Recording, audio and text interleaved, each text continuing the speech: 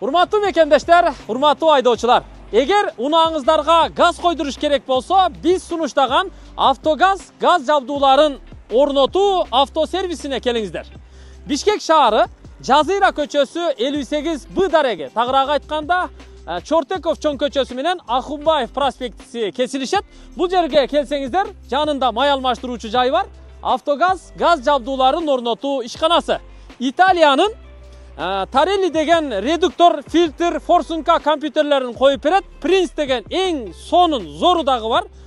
Каалаган унааңыздарды алып келиңиздер. Ушул жерде команда эң жакшы кылып сапаттуу коюп бермекчи. Кызматыңыздарда. Рахмат төрага. Мына мен бүгүн жыйынга бир аз кечигип келип калдым. Себеби мына Манас аэропортуна келсек, бизде ошол жерде Манас 2-ге алып кете турган автобустар жок да бүгүнкү күндөчү.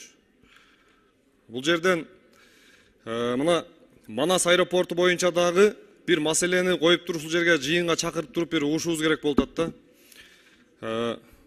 Жетекчилиги менен байланышсак, айтып атат, сиздин жардамчыңыз чалып айтыш керек эле, оштонушсаңыз Бишкекке чалып дайындаш керек эле деп. Ушуну бир Манас аэропорту боюнча жыйынга бир Алмаз Акунжанович, ушул боюнча бир тапшырма берсеңиздер.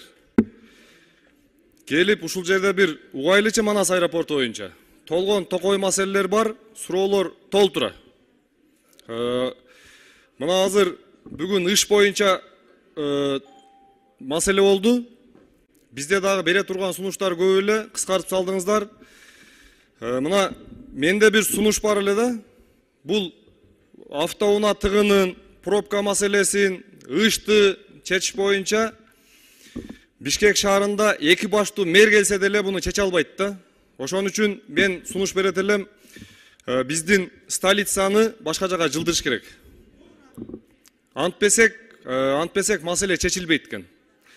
Ошондуктан сунуш беришибиз керек. Буну карап көрүш керек. Мына азыр Ысык Көл областында Асман шаары курулуп атат.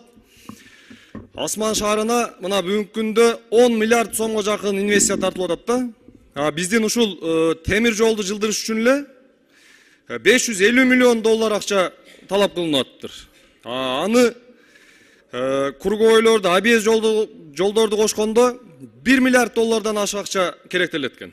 Ошон үчүн мен сунуш берет элем. Столицаны керек болсо өкмөттү, министрлер кабинетин шаардан алып чыгыш керек. Ошондо гана мына пробка маселеси чечилет эле да. Рахмат чоң.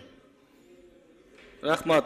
Урматтуу депутаттар, жеке маселени алып чыкпасаңыздар, бул туура эмес го. Бир депутатты тоспой калса эле Манас аэропортунун жетекчисин чакырып бул жерде угуш. Мындай маселеде кичине этият болсоңуздар, урматтуу депутаттар.